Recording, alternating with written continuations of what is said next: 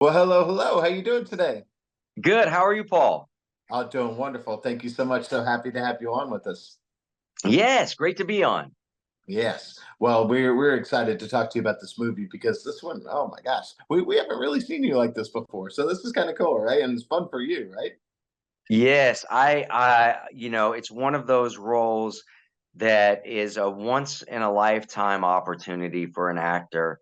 I think especially for Heather Graham and for Brielle Robillard, even for all of the other roles Tom Hopper brought. I mean, he brought it, for such he's got a way.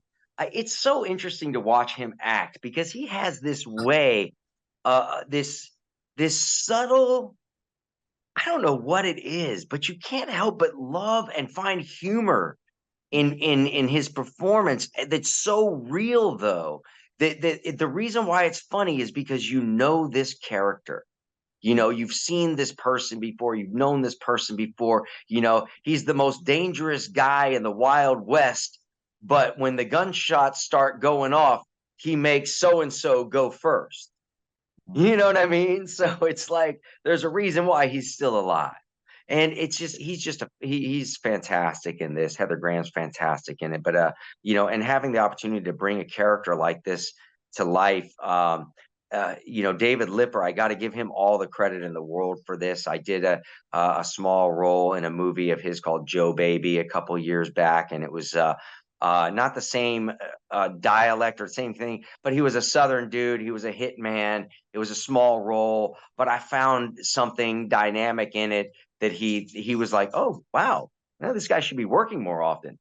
And then Place of Bones came up, and fortunately, there was something in the back of his head. Even though they had every option in the world of actors that they could cast, there was something in the back of his head that was saying Corin could do this. And I got to audition for Audrey Cummings, the wonderful director, who brought this to life, and with Heather Graham, who generously gave her time in the auditioning process for us to play back and forth with some of the scenes, and for Audrey to be able to direct it. Even though we were on Zoom, it was fine, oddly enough.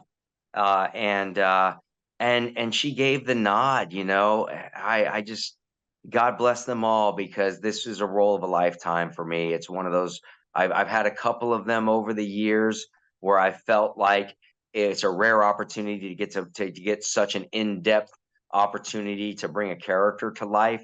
But those other opportunities I've had to do that have been in such small films that very few people ever got to see them.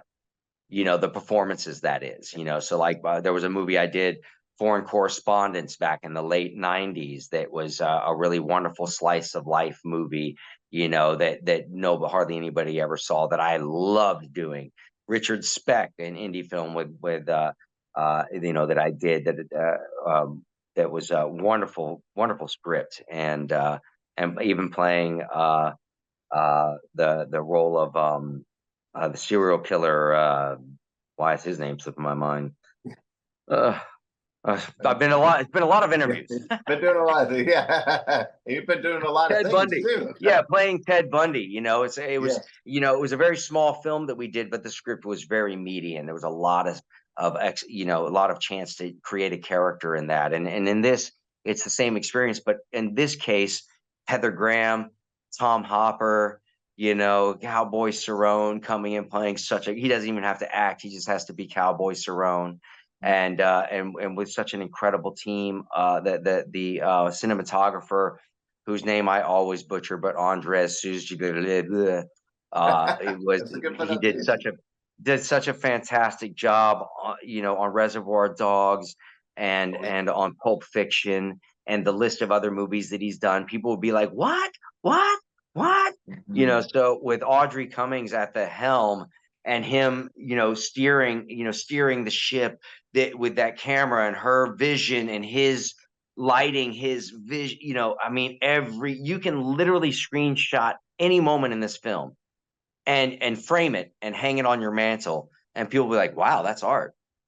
Yeah, I love that. Well, I mean, you've been doing it at such a high level yourself for years and years, and people look up to the screen, and especially with this, I know they will, and they're thinking, "See, that's what I want to do." And so, what kind of advice would you give them? Because it's not easy, but it can be done.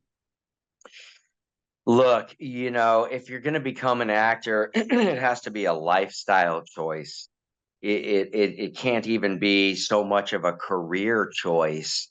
I don't think it can be looked at as a career. It can become a career if you're fortunate and blessed and lucky enough.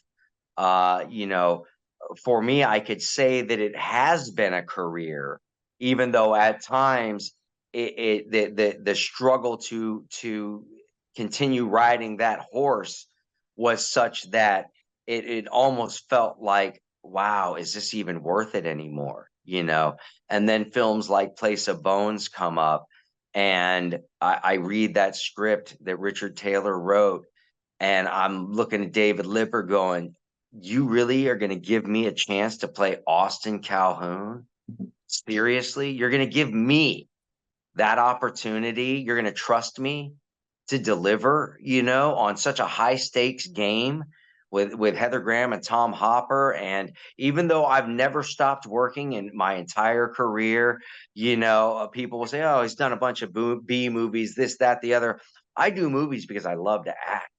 I take roles because my job is to act. I'm not an actor if I'm not acting. I'm just somebody sitting around saying I'm an actor with no jobs. So, I've never looked at it as being in B movies or sci-fi creature features or whatever the case may be, the genre may be, that people want to compartmentalize actors into. I've never compartmentalized myself. you know I've just looked at it as another opportunity to do what it is I love to do. And I think that also helped me to get to the point where this opportunity became available, because if I hadn't taken the four scenes in Joe Baby, that were like, some of them weren't even a full page of a scene, and if I hadn't taken those, then I wouldn't have met David Lipper. He wouldn't have seen that what I can do with something so small. It wouldn't have made him think, "Gosh, Austin Calhoun, for some reason I can't get Corin Nemec out of my head." So it's a series of events that led to the culmination of me getting the opportunity. I just have to say, I enjoyed playing this role. I enjoyed the hell out of being Austin Calhoun. It's one of the funnest characters I've ever gotten the opportunity to play. The character still haunts me to this damn day. I still replay some of the scenes in my head, and I immerse myself into those moments because they were so much fun to bring to life.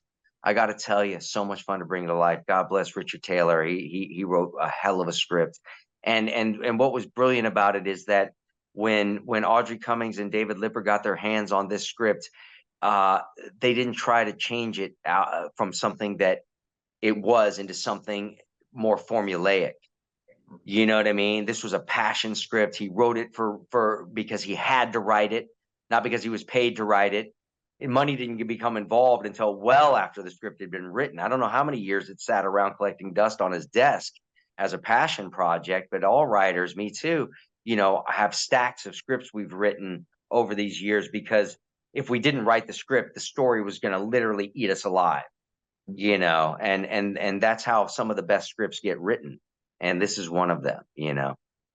That this is what my co-host Drew Pearson, one of our great Dallas Cowboys, caught the Hail Mary, went in the Hall of Fame. He calls a Hail Mary moment, right? Well, you Yeah, probably had a few. yeah, man. This is by far one of them. I'm very excited for people to get to see this simple yet dynamic story taking place in the Wild West that smashes up so many genres in such a unique and organic way, from obviously the Western to the thriller to the horror to the action, all so artfully blended that I don't think very few people should walk away from this feeling like they were gypped. It should be impossible. I mean, Yeah. you get everything, and I've seen the movie enough times myself, and let me tell you something. Every time I even though I'm in it, I can watch it over and over again, and it has nothing to do with me being in it. It's just that well told of a story. Yeah, and probably a fun set to be on, I'd imagine too, right? Yeah, fortunately, because of how simple the story was and how remote the story was, the setting is a character in and of itself, stuck out there in the middle of nowhere with no town in sight, and the bad guys are coming, and you don't have a horse. You know what I mean? It's like if you couldn't be in a worse situation if you imagined it. You know what I mean? So that alone is enough that once you're trapped out there, it's like being on a boat that the sails have had that you've lost your masts and the sails have Mhm. floated away and now you're just adrift. It's in the most dangerous situation you could be in, and that's the same thing here, except we're on land. Yeah. Well, we really, really enjoyed it. We can't wait to tell everybody to see it. Really appreciate talking to you today and the great answers. Look forward to talking to you again sometime very, very soon. Yeah, Paul, definitely. And just let everybody know it's placeofbonesmovie.com for more information on where it's screening theatrically and where you can watch it online. We're doing some fun stuff. I should have been mentioning this all day, but we're doing some cool stuff as well with making some Western snacks, for the screening on. I'm doing a screening on Sunday. I'm sorry, on the 24th, the day after the official release, where people can sign up, and we're going to do a Q&A, a hangout before, and then a Q&A after with audience members. So you can look out for that too. Just go to placeofbonesmovie.com and follow me on I am Corin Nemec everywhere. Awesome. I love that. Thank you so much. All right. We'll see you again very, very soon. You Appreciate bet, you. Paul. Cheers, Okay. man. Thank you. Bye bye. Bye.